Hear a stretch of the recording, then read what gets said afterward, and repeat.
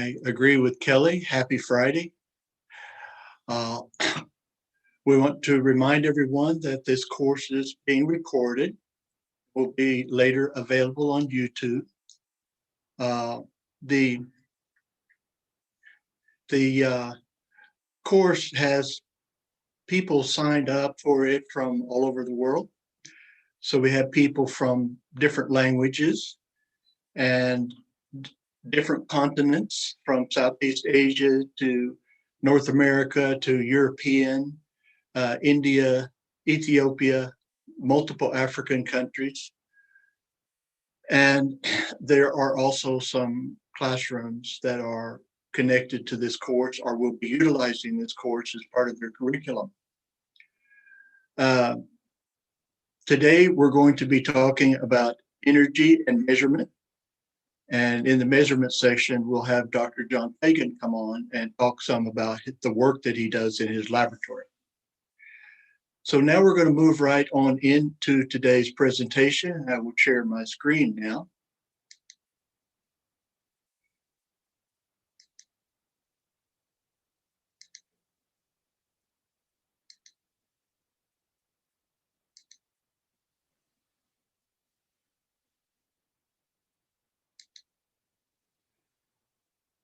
Okay, so I like to start the sessions with just a personal note.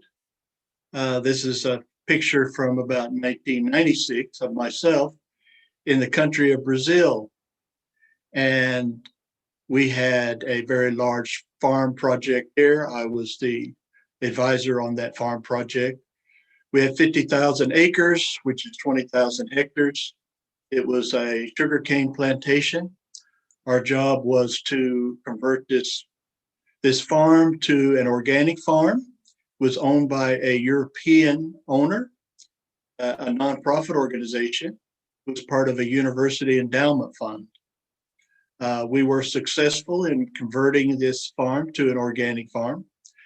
This horse was my favorite horse on the farm, really fantastic horse. I wanted to bring him to the United States. That did not happen, but it's a good memory.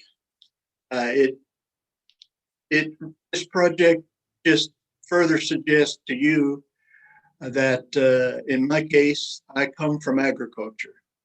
I'm not a chemist, I'm an agronomist, but this obviously includes teaching about understanding, utilizing chemistry in agriculture. So today we're going to talk about energy as a component of chemistry, as a component in the study of chemistry. And of course, energy is a relatively abstract term for most people. And in this case, there really is nothing in the universe that cannot be defined by the abstract definitions of energy. We have to give some credit to this man. This is Albert Einstein and his work in the study of energy and how the universe works.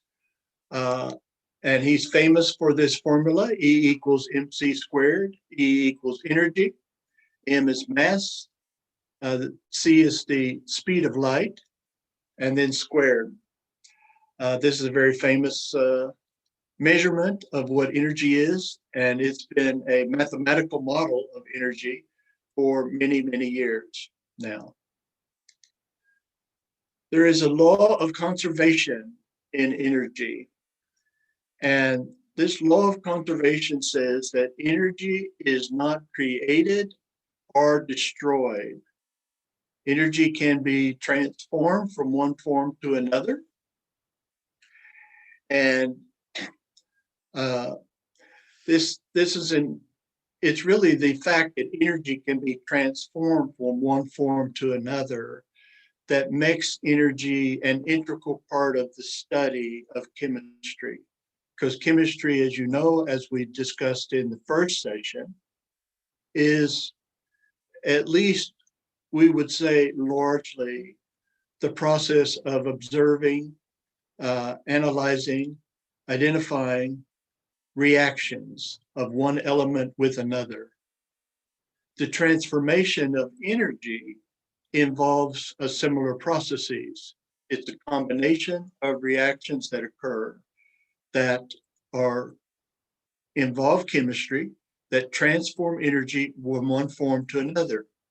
So even though we're talking about energy transformation, the law of conservation of energy must be remembered.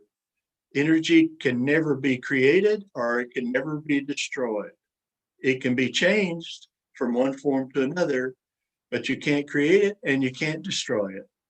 It's a universal principle broadly accepted in science.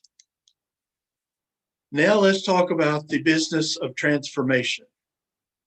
And this is a process that you might think of as potential energy becoming kinetic energy, potential energy being obvious by those words, a form of energy in a form that is not active, that's not being utilized.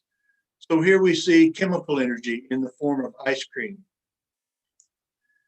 It is through various physiological functions, which is a combination of chemical reactions inside the body.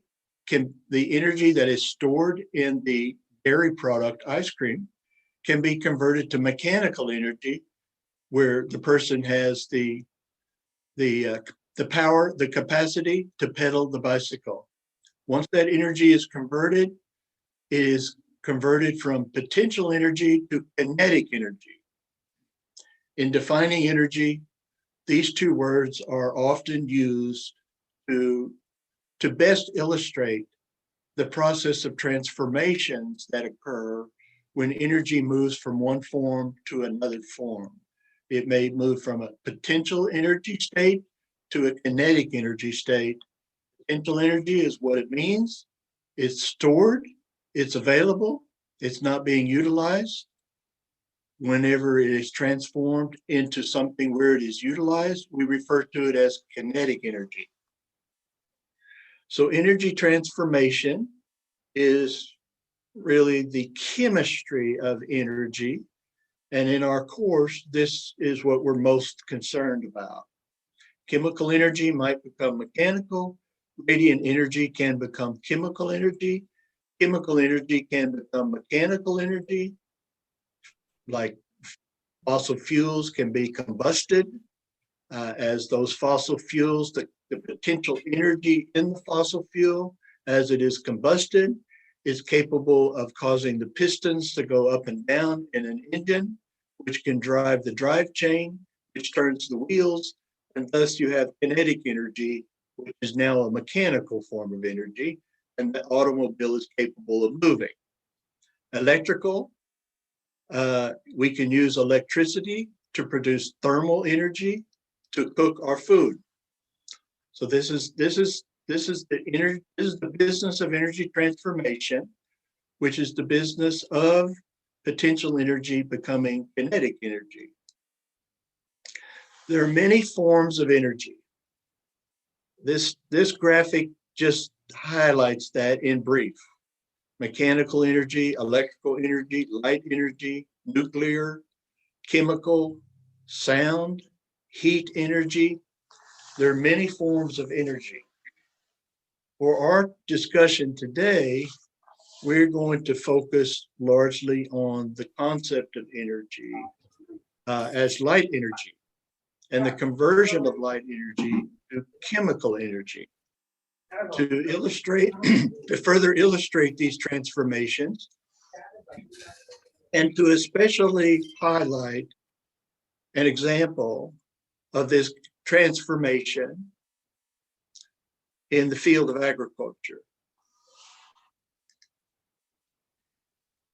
Energy changes in photosynthesis. I'm sure we've all heard of photosynthesis. This involves the plant's ability to capture light energy from the sun through its leaf and through the absorption of carbon dioxide from the atmosphere, from the air, and then the integration of the elements of carbon dioxide with light energy, glucose is formed, carbohydrates are formed, which become an energy source for the metabolic system within the plant to produce fats, which are lipids, to produce complex carbohydrate forms, to produce proteins, to produce fibers. This is where it starts. This is where it starts, photosynthesis. It is a biological engine for converting light energy to chemical energy. Chemical energy, in this case, being glucose. The chemical energy in the food you eat comes from the sun's energy. Plants use photosynthesis to convert light energy into chemical energy.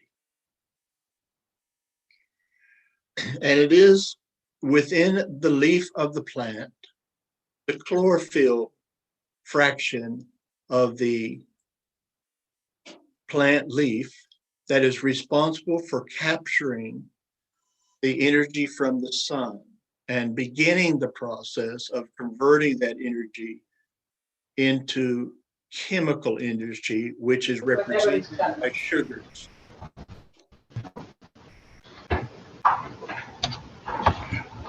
So everyone should mute their microphone. There you go. So energy transformers. We're going to give you an example in the plant leaf of a biological component of the plant leaf, which contains chlorophyll, and it's called a chloroplast. It's an organelle. It's an organ within a cellular structure of a leaf. And inside a chloroplast, light is captured, converted to chemical energy. Sugar is the result. This is common for all plants, eukaryotes. Energy reaches the leaf as light. Carbon dioxide is absorbed, and it is the chlorophyll molecule that we're most concerned about within the chloroplast of the leaf. The chloroplast is the morphology of the leaf. The chlorophyll is the physiology of the leaf. The chlorophyll is a chemical molecule. Physiology means a collection of chemistries.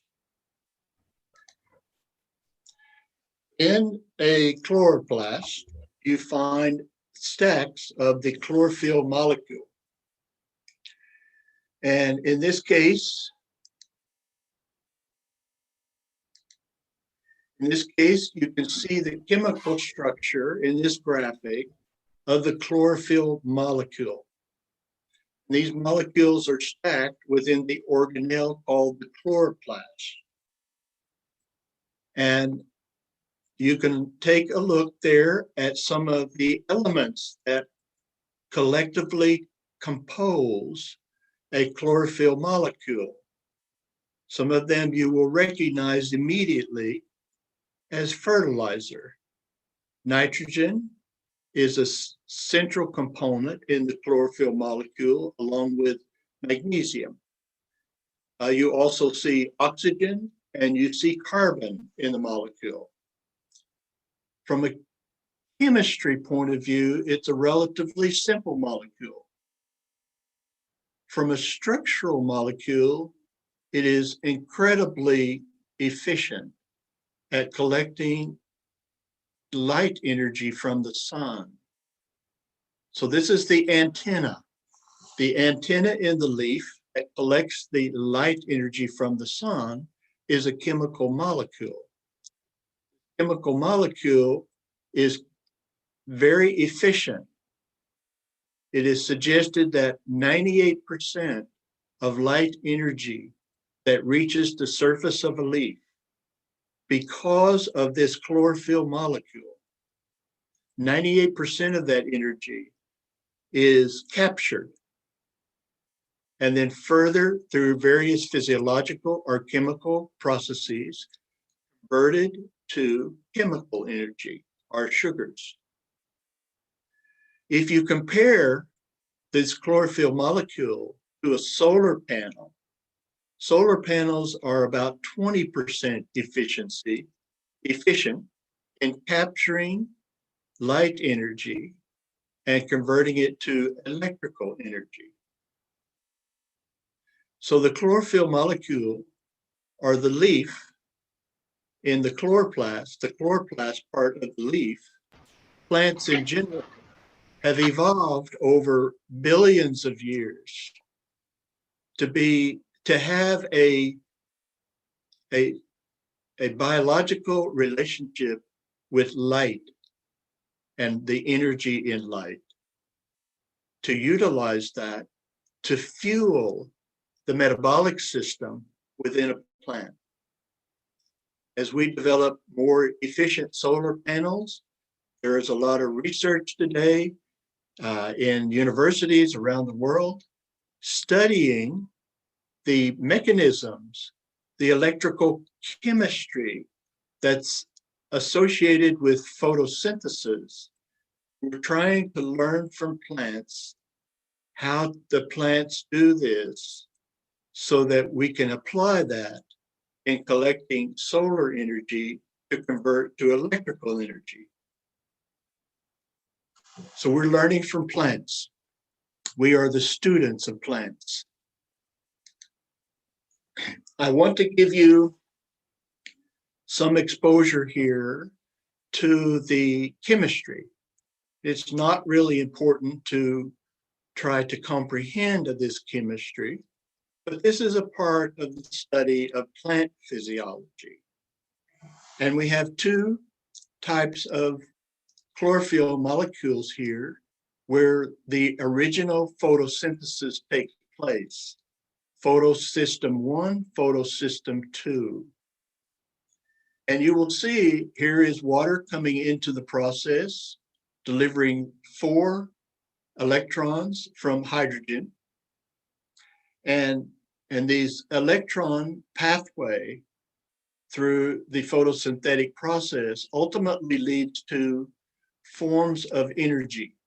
And ATP, adenosine triphosphate, is a chemical molecule, which is a carrier of the chemical energy. You could think of it as chemical energy in a raw form.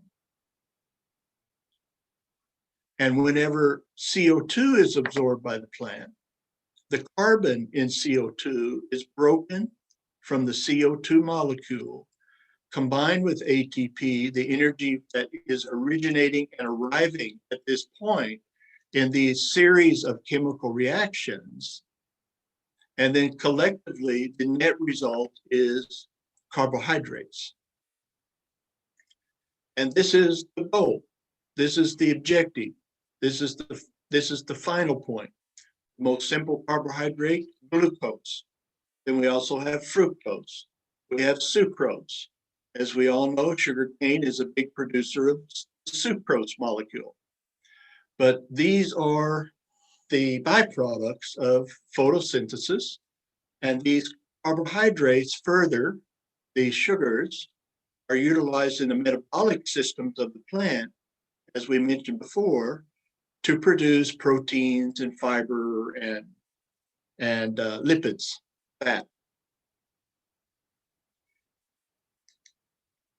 Now I'm going to play a brief video clip that talks about energy on the planet. And then after the video clip, we're going to move into farm management, our agricultural system, and how light energy is managed in agricultural systems and the significance of light in the management of crops and animals.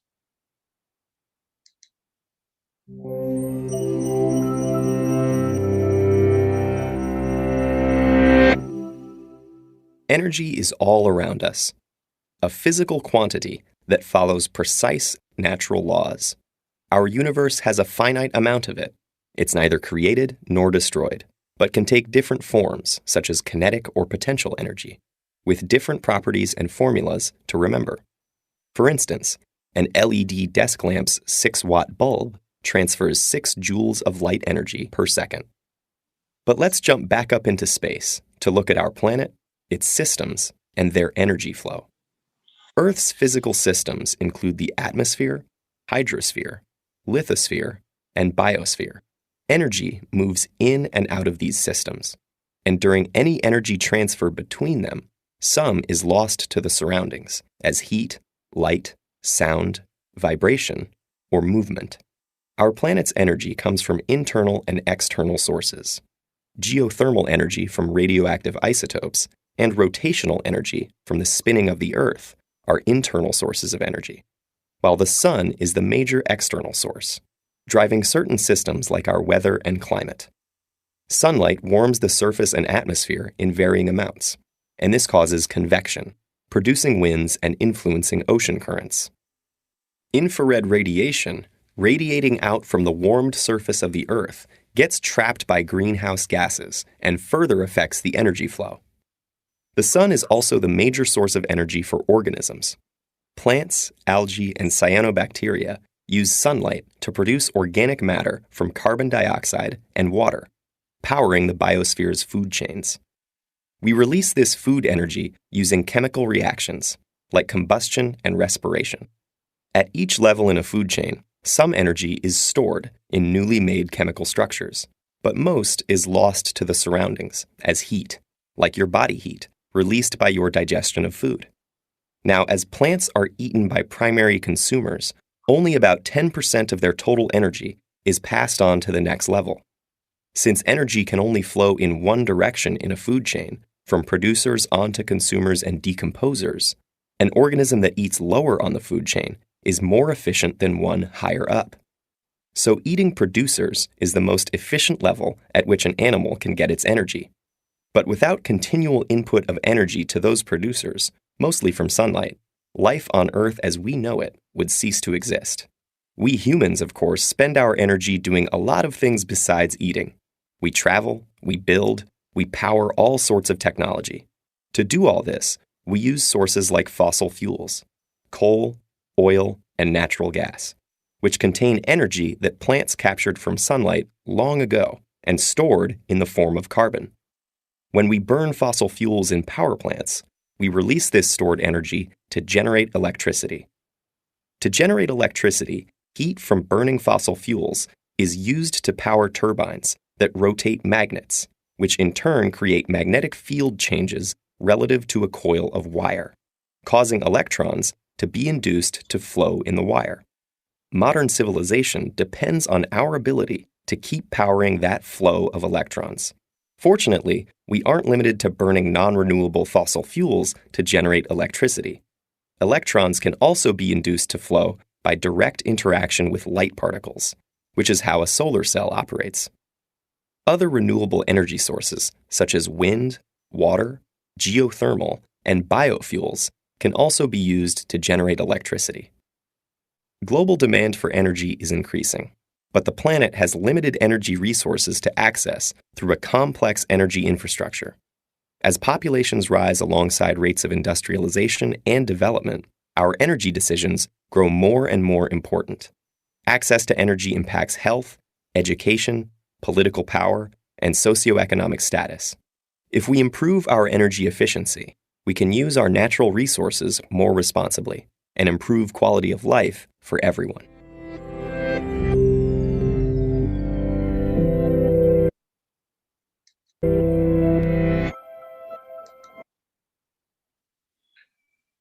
Okay, moving along.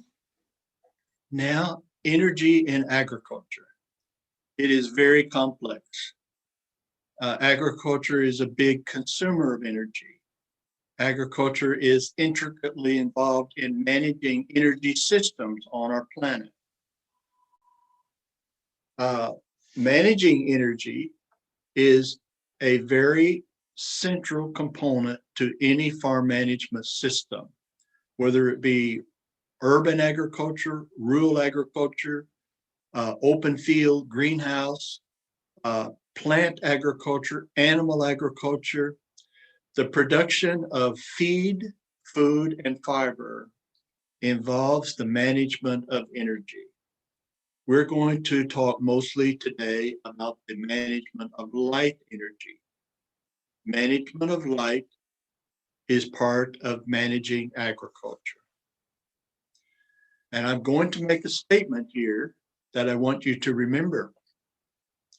As far as human life is concerned on our planet, with regard to managing light, farmers are responsible for, they are the section of our society who are most responsible for managing the light that hits our planet, because they are managing plants and they're managing animals that fuel the production of food, feed, and fiber. Okay, so it's something that I like to say, that farmers are the foremost, the most, in terms of capacity and the size of this management system. Farmers are leading the planet in the management of light that hits our planet. How we manage that light is critical to the success of our management systems in agriculture. Managing light energy, the purpose: to convert light energy to food, feed, and fiber. A farmer is a manager of light. Examples: all aspects of agriculture, whether plant or animal, involve the utilization of light. Here's an example, a very specific example from agronomy. The height of a crop can be very relevant to the crop's access to light. Crop height influences access to light in an intercrop crop management system. And you can see the relationship between this legume crop and the grass crop of corn, and the relative access to light as the sun moves across the sky. And this is a consideration that must be managed, especially when intercropping two different types of crops that are of different heights.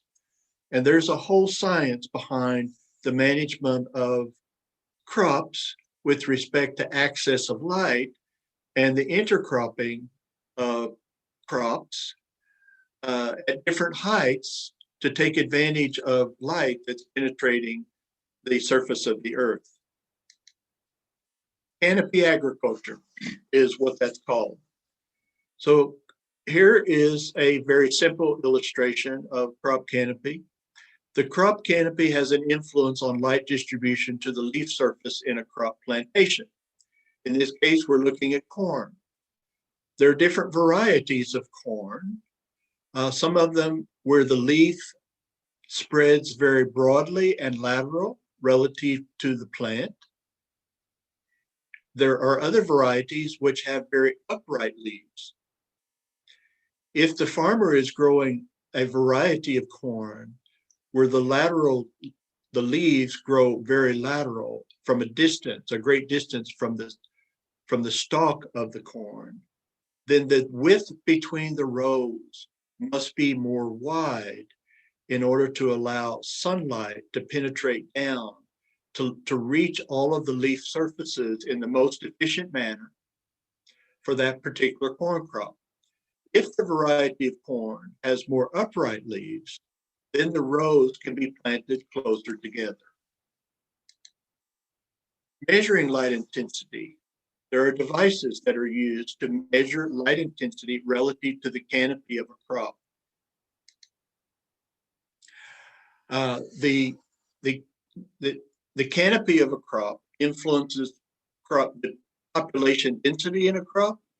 It can influence the width between the rows, the distance between the plants in a field. Management of the canopy of a crop is the business of managing light in agriculture. Vitamin D in animals. Mammals produce vitamin D when exposed to sunlight. For example, we do that as humans. All farm animals produce vitamin D when exposed to sunlight. Managing sunlight relative to the life of a farm animal is a critical component of farm management relative to animal production. In the United States, there, north of the 37th parallel, we know that there is less light intensity hitting the United States compared to south of the 37th parallel in the United States. North of that parallel, as a very general concept, animal agriculture requires in the nutritional ration supplementation with vitamin D in animal production agriculture because of the deficiency of sunlight hitting the ground in the northern part of our country. And you can imagine the same rule applies to many countries around the world, especially in Europe, for example. If you're raising animals indoors, if the animals are not allowed exposure to sunlight, they may experience vitamin D deficiency.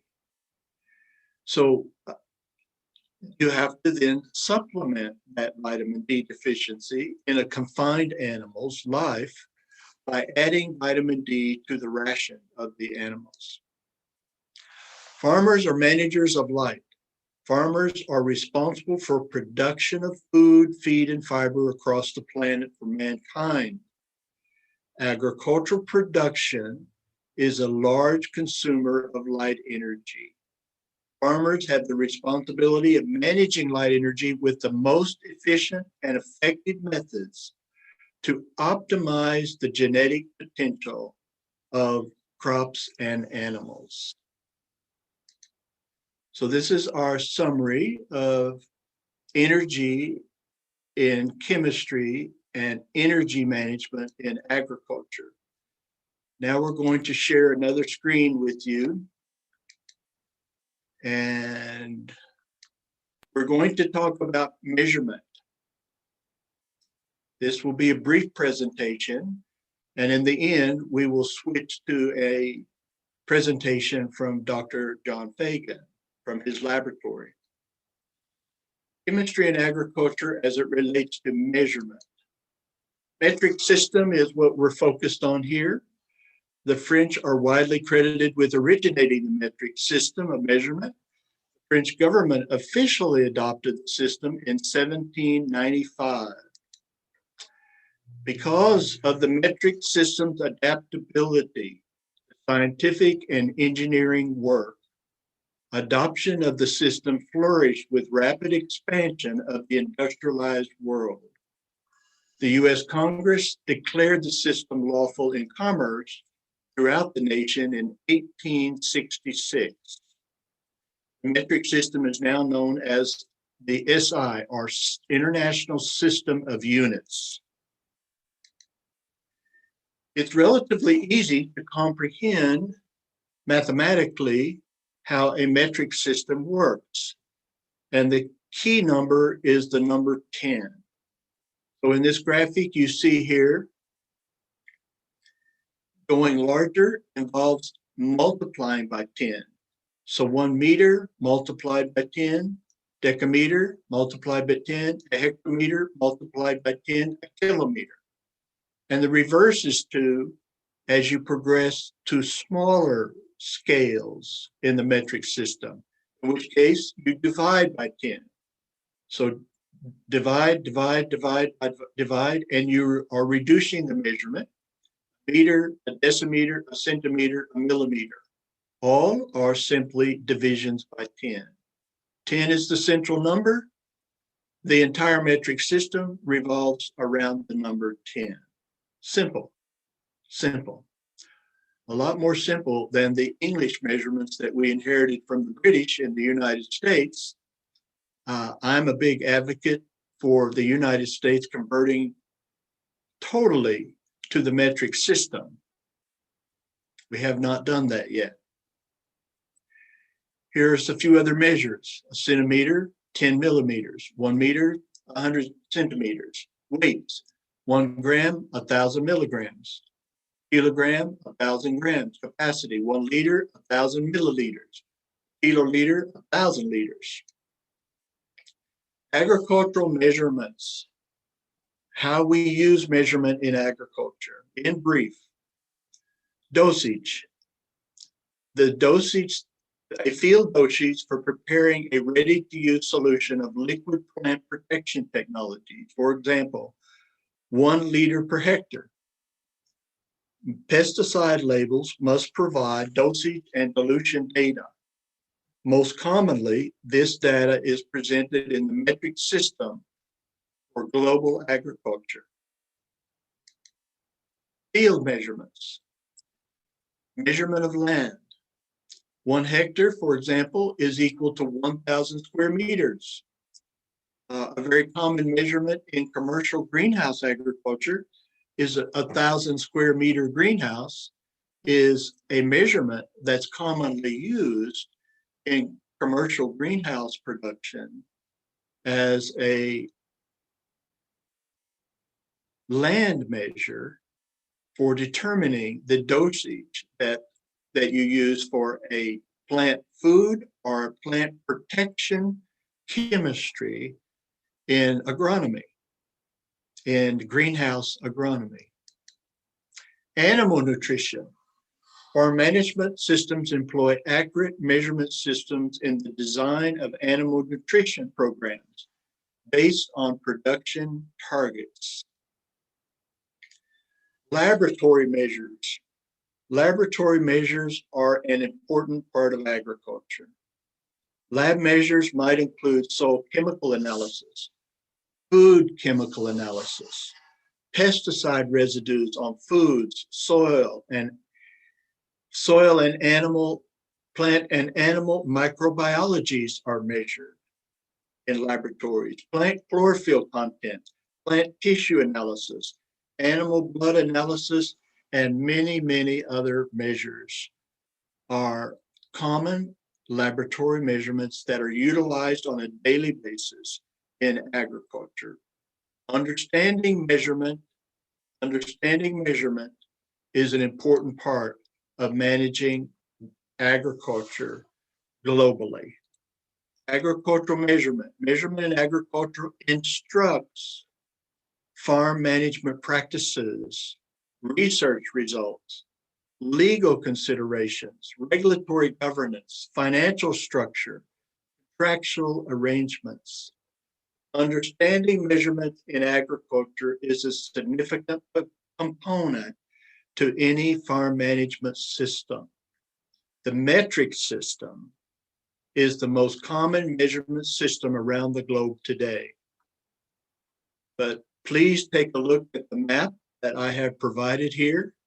There are some countries that are not using the metric system. And unfortunately, the United States is one of those countries. So we need to change that in the United States.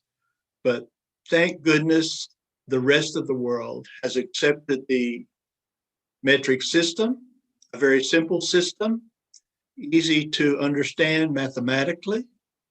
And we encourage everyone to perfect their understanding of the metric system, whether in the United States or around the world. Okay, I'm going to stop sharing this screen now. And I'm going to shift to another screen, which is here. But before I do that, why don't we have Kelly to turn on the microphone for Dr. Fagan and his video so that we can see him as we introduce him.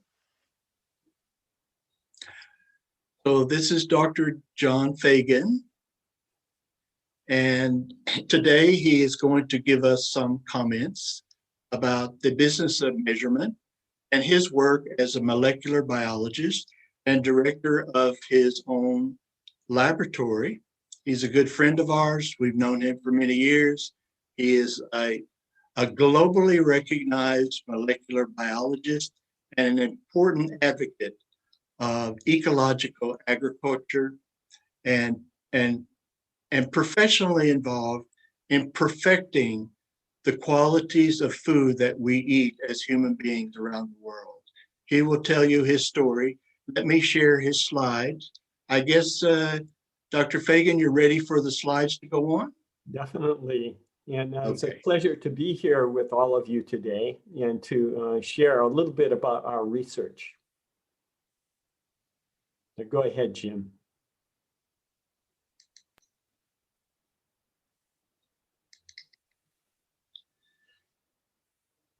It's not quite, there you go.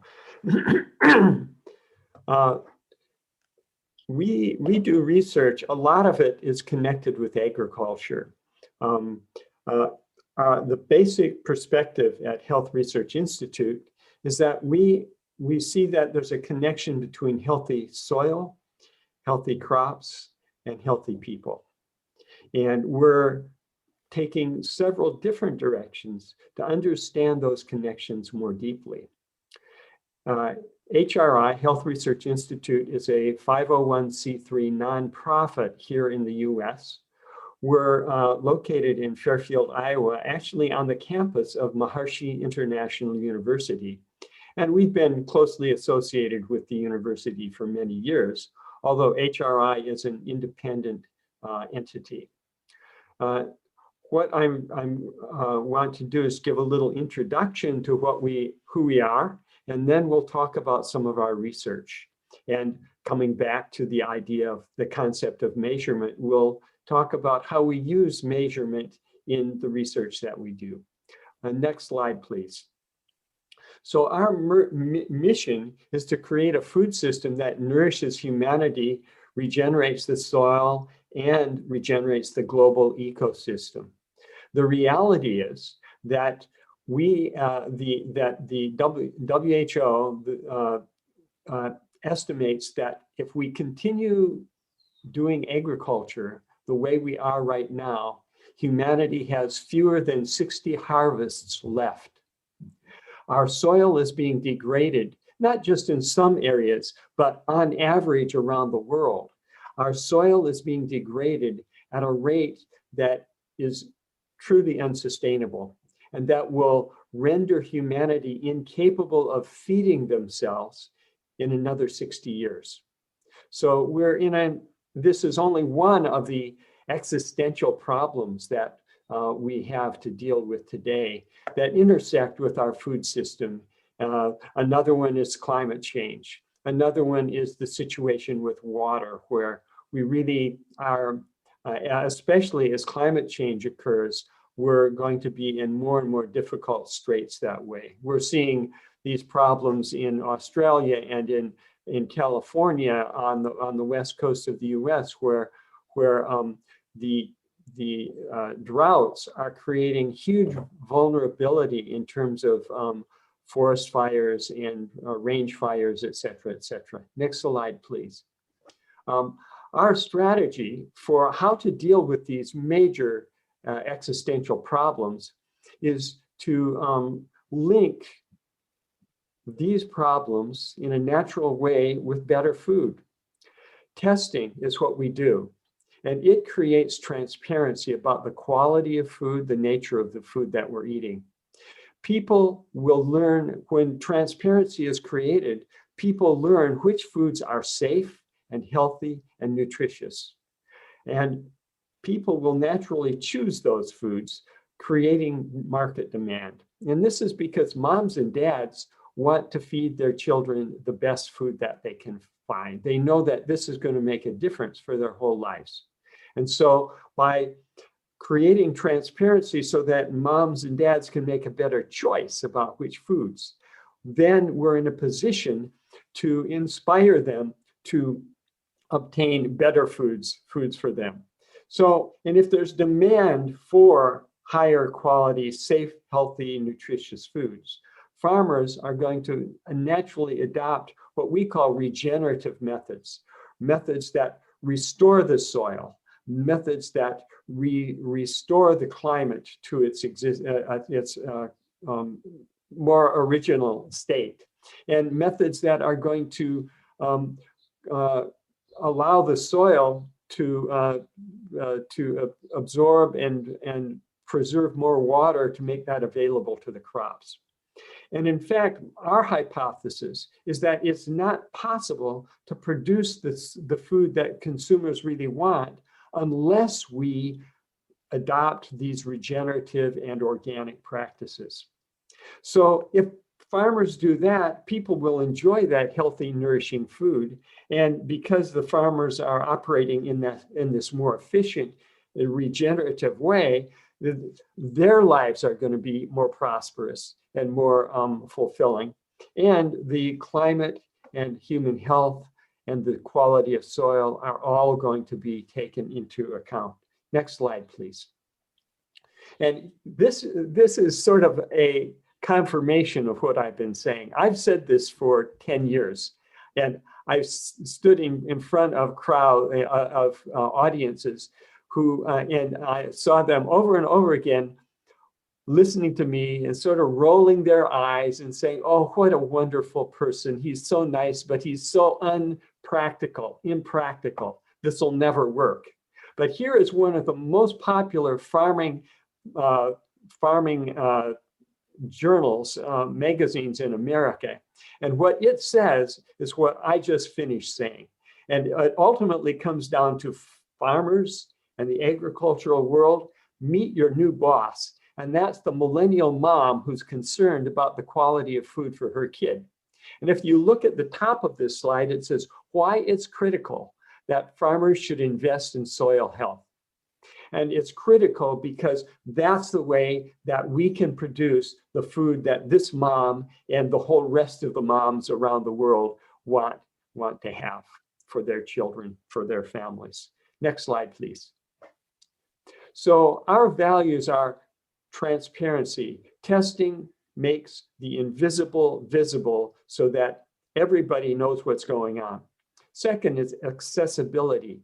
Our testing is available everywhere. It's an open access lab so that it's available. We focus not just on the agricultural industry and the food industry, but we provide services to those businesses, but also to citizens and advocates to help make that transition. We also look at traceability.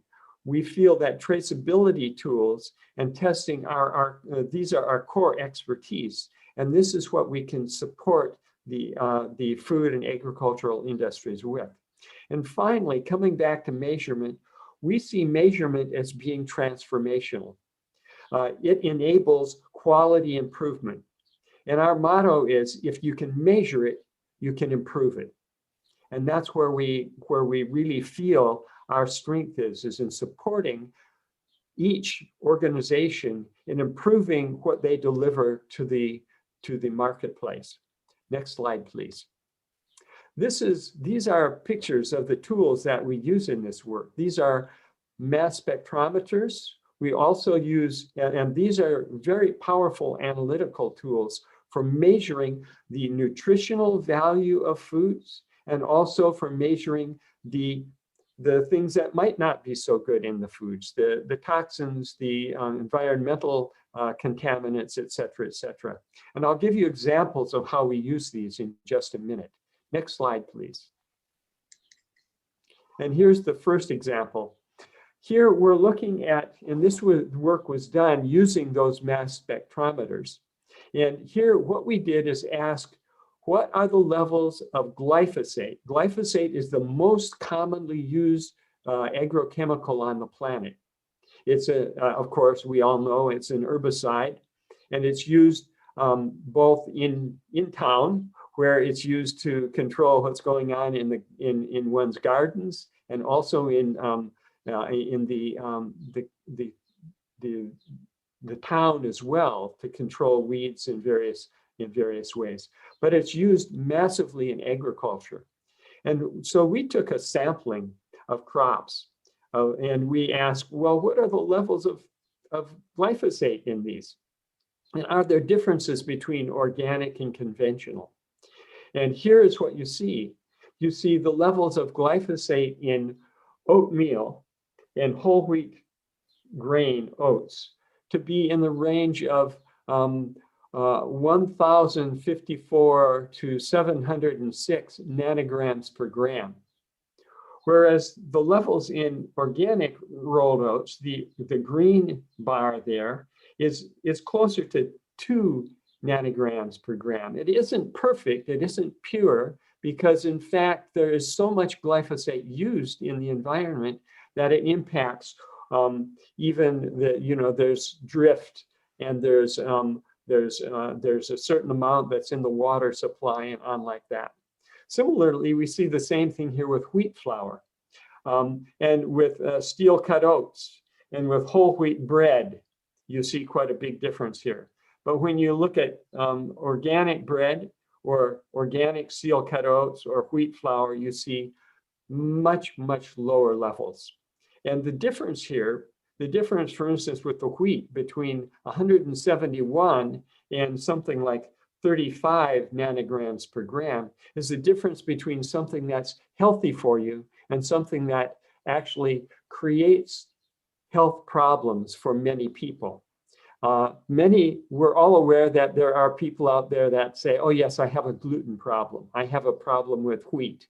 And there is growing evidence at this point that glyphosate may be the main source for much of those problems, and that at least it exacerbates the problems that we see with gluten insensitivity. Next slide, please. These are a few more examples, and we're looking at here. Yeah, we've got the conventional lentils coming in at about 68 nanograms per gram. But look at this. What's this? Organic lentils with 121. Chickpeas, conventional and organic are about the same. Molasses, we see here regular molasses, the organic is substantially lower. But look at that blackstrap molasses. It's much worse than the conventional.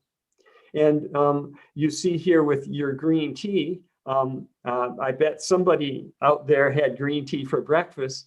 And look at that the levels in organic green tea are almost half of what you see in conventional tea. So what's going on here? Organic is supposed to be free of these things.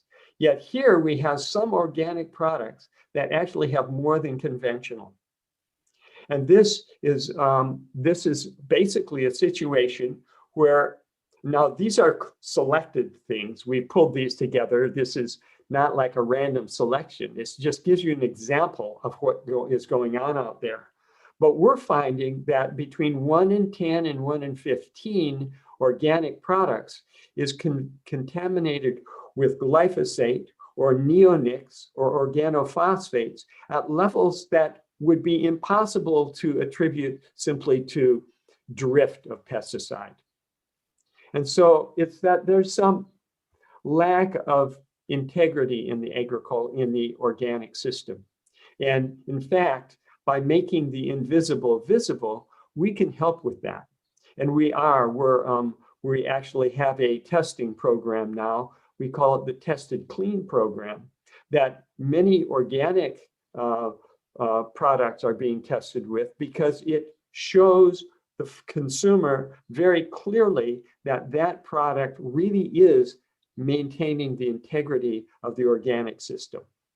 So we have to recognize that these are problems out there, and to take measures to move it forward, because we want organic to really be organic and regenerative to really be regenerative. Next slide, please. Here's something that I think can give you some relief about pesticides in your system. I did this experiment on myself. For a week, I ate those highly contaminated glyphosate rolled oats twice a day. I had them for breakfast as oatmeal, and then in the evening I it was a sacrifice, but I had oatmeal again. And as a result, the levels of glyphosate in my urine, we have a test for glyphosate where we test urine. And you can actually go online to the HRI website and purchase a kit that allows you to participate in essentially a citizen science research project. We've at this point enrolled more than 3,000 people in this project, where most research projects, you get a foundation or a government to give you a big piece of money, and then you go out and you test, you do the research.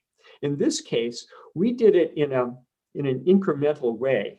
We invited people to take part in the study and to actually pay for their own test.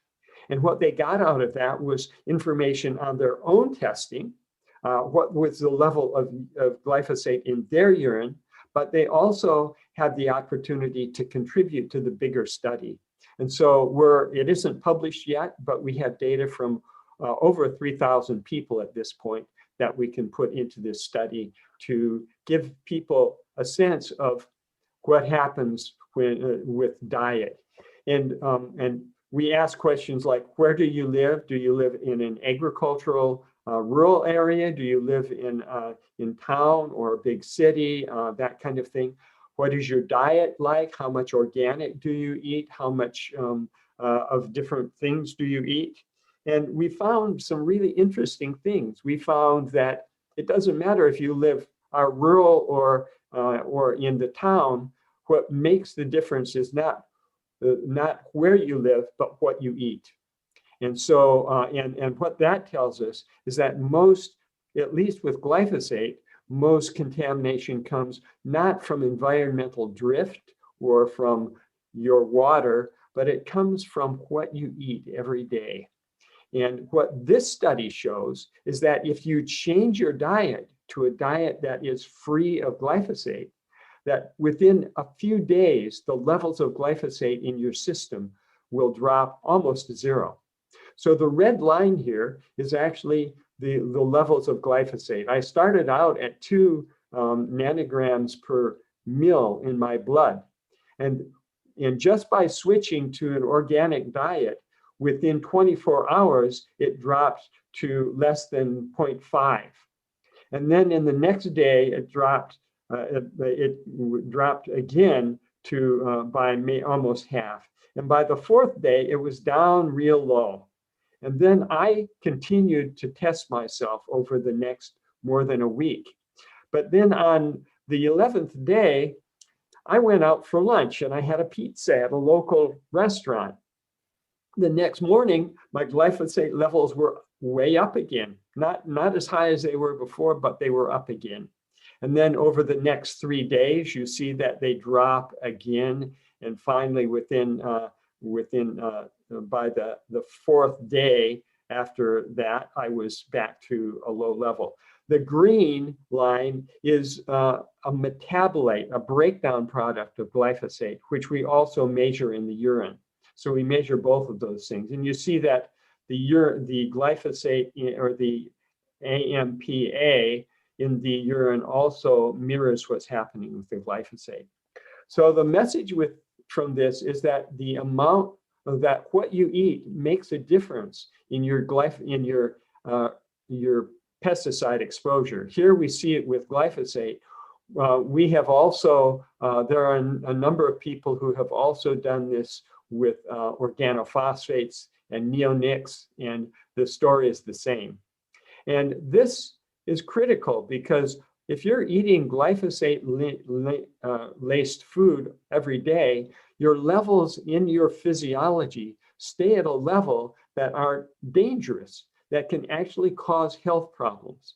The most obvious one is that with glyphosate, even very low levels are capable of causing fatty liver disease, which turns into sclerosis of the liver.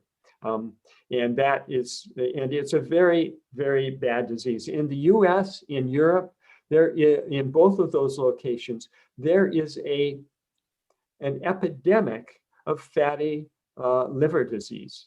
And that is because we don't know why. You ask the doctors and they say, well, I don't know, maybe it's because you're overweight. And they're right for about 30% of the population in the US. They are overweight, and so that may cover it up. But in fact, a lot of thin people are also getting fatty liver disease. And it may well be glyphosate that's causing this problem. So anyway, that's one study. But now I want to switch with the next slide to a more positive side of things. But first, I think I have another couple points here about glyphosate. What we've learned from our study is that glyphosate is very low or not detectable in most meat and dairy and fresh produce.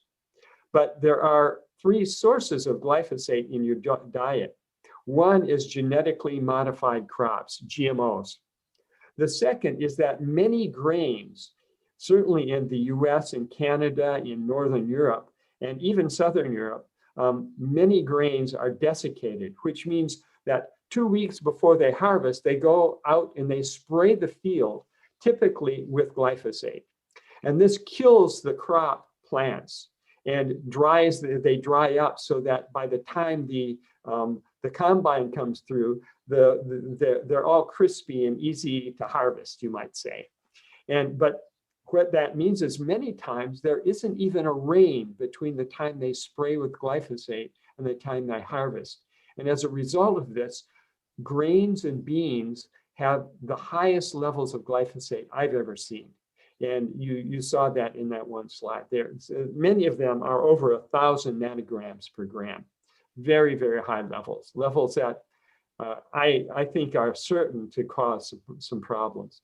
And what farmers find is that, beef and hog producers in particular, they find when they shift their livestock from glyphosate, crops that have glyphosate on them, to crops that are not only GMO free, but also glyphosate free, that when they make that transition, the health of their animals improves, and the rate at which they gain weight improves. And so it has a huge effect in many, many ways that way. Their vet bills go down because the animals are healthier.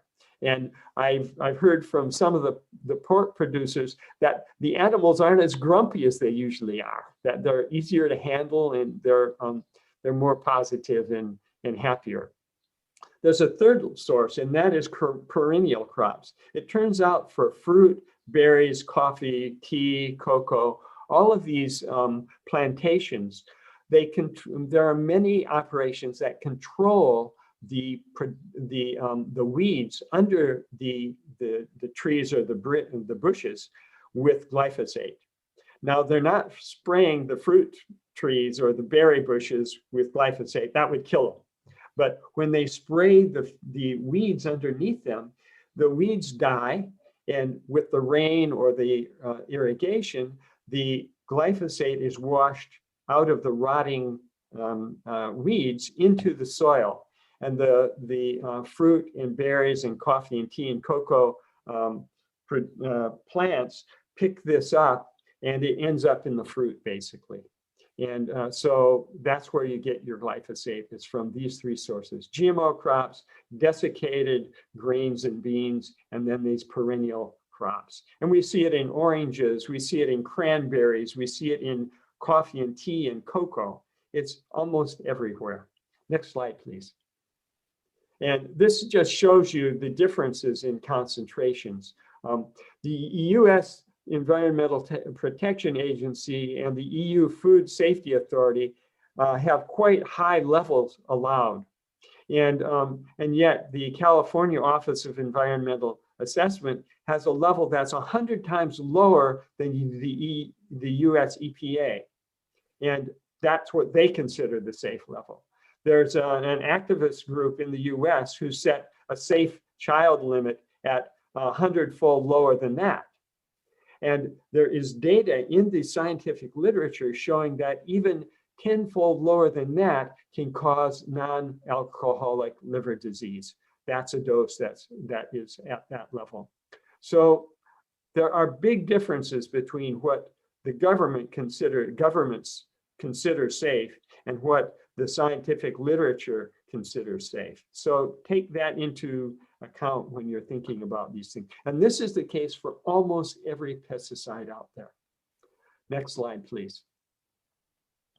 This is the other side of what we do. This is looking at nutrients in crops. And here we're looking at a very boring vegetable, and that is potatoes. But they're a key nutritional component for the diets of many, many people around the world. And so we thought we should look at those. And what we did is we used one of those powerful mass spec machines to analyze the levels. With this particular machine, you can literally look at 1,000 or 1,500 different components in the crop all at one time. And you can ask the question, well, which of them are higher in organic versus conventional? And here's what we found. You can see here that linoleic acid, which is an omega-3 fatty acid, is present in about 4 times higher levels in organic than conventional. It also happens to be one of the most abundant nutrients in potatoes. And it's, as you can see here, it's off the chart and very high. Also, we're seeing stearic acid and linoleic acid, 2 other lipids that are higher in there. On the left-hand side, notice that the levels of the things in the left-hand chart are less than 10% of the levels in the right-hand chart. So these are, you might say, minor nutrients, but very important ones. For instance, chlorogenic acid and caffeic acid are very important polyphenols. They are antioxidants, anti-inflammatory. They can stimulate your immune system and maybe help protect us all from a little bit from COVID and all of these sorts of things. So they actually, both of them are also protective, chemoprotective from, and also protective from cancer. And here we see them being quite substantially increased in organic production. And also another group of lipids here that are higher. In fact, some of these are, and also another polyphenol, the 6,7-dihydroxycoumarin. All of these things are increased quite substantially this way. So I think that that's the last slide that I have. But you see here that we're focusing both on the bad guys and on the good guys, the things that make us sick and the things that make us healthy. And as you know, traditional medical systems say that you can cure 80% of diseases with just by providing a healthy diet, and you can cure that other 20% with the healthy diet as well, with a little bit more help. So anyway, that healthy side of things is really important, and we wanted to, and we're focusing on that as much as on the conventional. We're working now with the network of farmers, this is the Farmers Innovation Network. That's a very new organization. And it is using this nutrient analysis that we're doing, that I showed you. We're using that kind of analysis with field crops, with wheat, oats, canola, alfalfa, a wide range of things to, and their goal, these guys are the serious farmers. And they're not all organic, but they are doing things right. They're doing things the very best they can. They're very innovative and creative. And their hypothesis, and they say, you know, I take my grain to the elevator, and those guys at ADM, they don't put it in the big silo. They put it in one out over on the side. And the reason they do that is because they know that ours is higher quality. And so when they have a load of grain that is poor quality, that's not going to quite make the grade, they mix ours in with theirs to give them what we want, or what is required to meet the standard. And then they say, I think I should get a premium for that. And so if we do this testing and show that ours has a better quality of nutrition, then I think we're going to be able to get a premium for our wheat. And I believe this is true because now speaking in my own voice and not the farmer's voice, I believe this is true because right now, 10 years, even 10 years ago, but certainly 20 years ago, it was the information technology was not in place to allow us to manage and trace premium markets, but it's possible today. And what's going to come out of that is a whole new transformation of our commodity, what's now a commodity system, into specialized specialty systems, high protein wheat or oats, high protein other crops. And I just heard of another one the other day, is that, would you think of high protein barley? Or no, it was high protein oats, actually. Normally we think of oats as being, not so nutritious in that respect. But there's a guy out there that's bred these, not GMO, but this is bred naturally. And it's got a 12% protein level in oats. And it also has a higher level of oils in it as well. It's very high in oils. And so this is a premium. This is sort of eating oats that you would want to bring to the table like you bring rice or another grain to the table. So it's going to make a big difference when these premium markets are set up. And it's going to be the testing creates it makes the invisible visible so that this testing can actually have an impact. And that's what we're trying to do. So thank you very much. And thank you, Jim, for this opportunity to tell our story about pure, safe, healthy food. Thank you, Dr. Fagan. You're doing great work. We have one question in the chat that's for you, and it's related to soybeans. Mm-hmm. And the question is, what about glyphosate residues in soybeans? Have you measured that? Yes, we have, and they're right up there with the other beans. The non-GMO ones are, here's the funny thing, okay? Glyphosate, its first big use was with the GM soy, okay? But if you compare the levels of glyphosate in GM soy with the levels of glyphosate in non-GMO soy that's been harvested after desiccation, the non-GMO ones with desiccation have more glyphosate in them than the GMO soy. Yeah. So it's just, they're both are at levels that are not safe to eat, but it's still, it's the non-GMO or the GMO ones are safer than the conventional in that respect. But they're what about comparison to organic soybeans? Oh, that's orders of magnitude difference. You're looking at 10 nanograms per gram versus 1,000 nanograms per gram, 100-fold higher. Okay. And sometimes even higher than that. It's quite shocking, actually.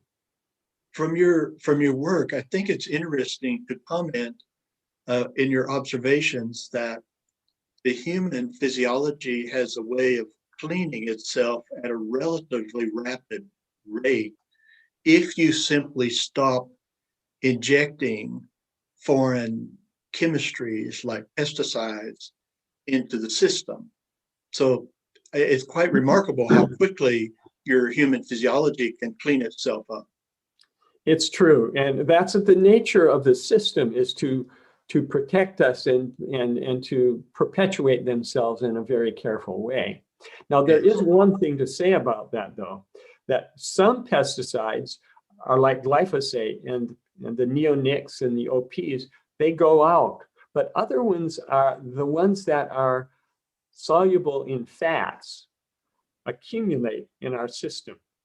And those we don't get rid of in this rapid way. They accumulate, and things like DDT, but also there are many other pesticides and herbicides that are primarily pesticides in this case that do accumulate and are not good for us and can contribute in a significant way to chronic diseases.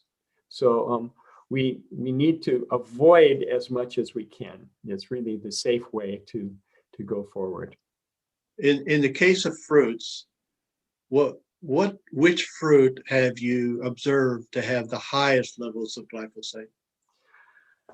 Let me think. In the general area, cocoa is pretty high, but oranges are also, or Florida oranges are pretty concerning, actually. Okay. And the other one that comes to mind is, and this one totally surprised me, cranberries. Why cranberries? It must be that they just have to use a lot of glyphosate to manage the weeds. And I think of a cranberry bog as not being something that can support weed growth. But evidently, there are weeds that are controllable with glyphosate that grow in the cranberry bogs. Yes. Well, in farm management, we consider weeds the enemy, and we're chasing them all the time. These chemicals are a convenient way of controlling them. Mm-hmm. It's been universally adapted, and now we're all living with the consequences of that, and we're going to have to do better. Yeah, we are. Okay, thank you, Dr. Fagan. Thank you very much. So one question that popped up here is, what part of a plant actually stores glyphosate? Glyphosate is what they call a systemic herbicide. Yeah. Wherever it comes in, typically through the spraying, or if it's in the soil through the roots, it goes everywhere in the plant. Yeah. And so it's in the leaves, in the stems, in the roots, but it's also in the fruit, in the beans or the grain or the oranges, all those things. So it's everywhere, basically. Okay. All right. Well, thank you, Dr. Fagan. And thanks all of you for participating today. This is recorded. It will be on YouTube and will be freely available to people. When we finish in all of the 8 sessions of this course, they will all be on YouTube, and they will be open to people to watch, to utilize in any way that they would like, in classrooms, in training, in agribusiness, whatever seems appropriate. And Kelly will be informing everybody about those recordings in time. So we look forward to the next session, which is covering water and the structure of an atom. Thank you all very much. Thank you. Bye-bye. Thank you, everybody. Nice presentation. Thank you.